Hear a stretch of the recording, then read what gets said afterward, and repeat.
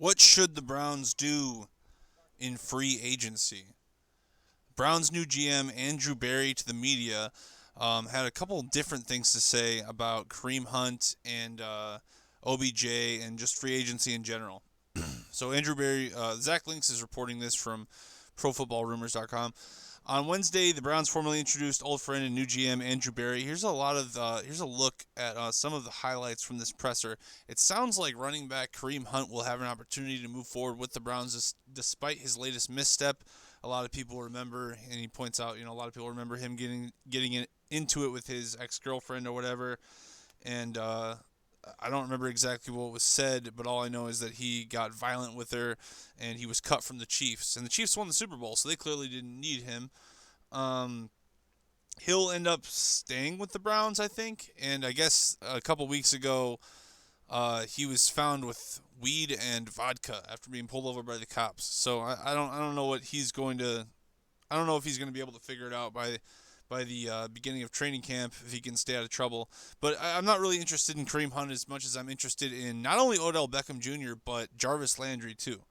So this is my thoughts. Like Barry says this. He says that Barry offered similar thoughts regarding Odell Beckham Jr., though he noted that both he and Hunt will have to fit into the Browns' culture in terms of being smart, tough, and accountable. The GM says that both he and coach Kevin Stefanski have chatted with Beckham, an indication that they're all on the same page. Odell Beckham Jr. reportedly wanted out of Cleveland towards the end of the season, but we recently heard the Browns' new regime has every intention of keeping him. OBJ has just 1,035 yards in a down year, but the Browns believe that he can get back to his old form in short order. Barry says the Browns plan to, quote, aggressively add talent this offseason. That's stupid. With roughly $50 million in available cap room, the GM will have opportunities to spend in March. All right.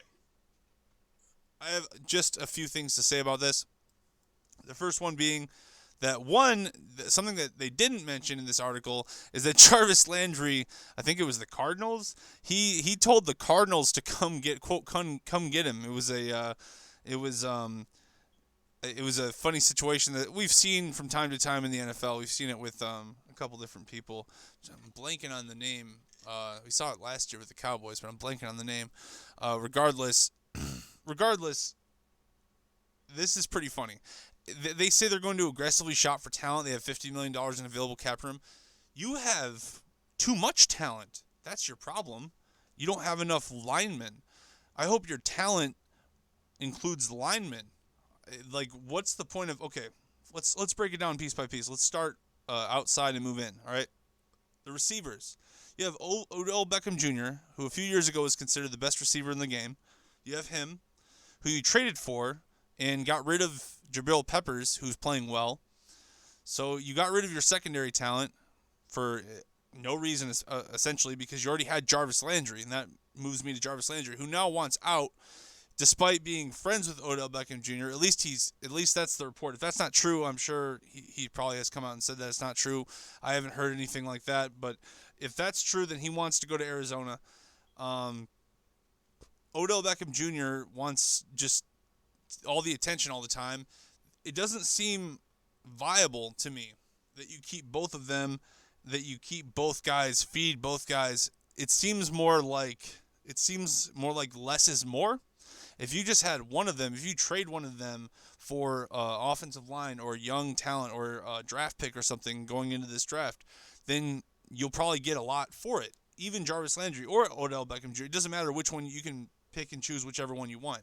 But to keep both of them is stupid. Furthermore, second point, going to the tight ends. You already have Njoku, so you don't need any talent from that perspective. They've had good running backs, not just Kareem Hunt. They've had a good running game for a while, so you're good there. Baker, I thought, was a pretty good quarterback. Apparently, he's been really bad under pressure this year, and that leads me to the offensive line. That's where you need it. You don't need talent. You don't need to add more talent, if that's what he's saying. You need to add more linemen. You need to add more bulk. You need to get bigger, stronger, faster in the inside. You need to protect Baker so that Baker actually has an opportunity to find people down the field. This has absolutely nothing to do with talent. If you think that talent was a problem last year, you weren't watching the games. The Browns had plenty of talent, but they didn't have an identity. They didn't understand what they were doing. They didn't know who they were going to go to. They should start with running. They should always start with running. And then they should pass. They should work a play action pass, especially when you have someone like Baker who's very accurate, who can hit somebody over the top. That's what you should do. You should start with the run game always, and that requires linemen. So let me know what you think in the comments below. What do you think the Browns need to do to succeed? I think they need to stop being stupid and saying stupid things like this, like we need more talent. Like, in what world do you guys need more talent? You don't need more talent. You need more structure. You need better coaching. You need better linemen. You need to dominate both sides of the ball. You can't just worry about, like, getting big names. It's getting ridiculous at this point. You're the Browns. Like, just win some games and then start talking about talent.